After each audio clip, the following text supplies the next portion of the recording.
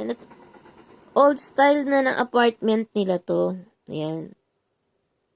Old style apartment pala na ang Japan to. Ayun yung sinasabi. Yung pinapakita ko yung brown, yung kahoy, yung apartment, yun yung old style. Pero maayos to, malinis po. Okay naman po dito.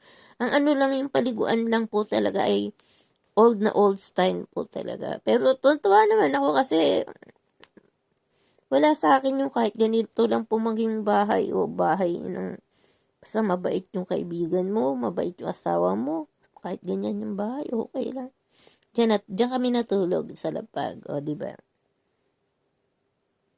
Kit-kit ng baby ko talaga, o tinan nyo, tawa ng tawa yan.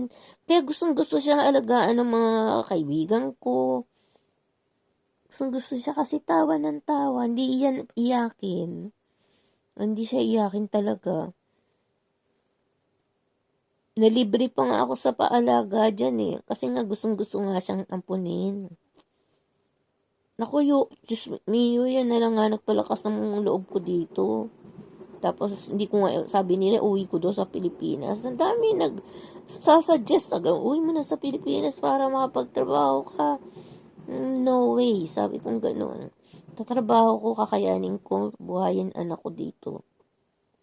Kaya nagdo-double job po ako. Yun lang po, sharing ko lang po ang album ng aking Junakis nung siya ay baby pa.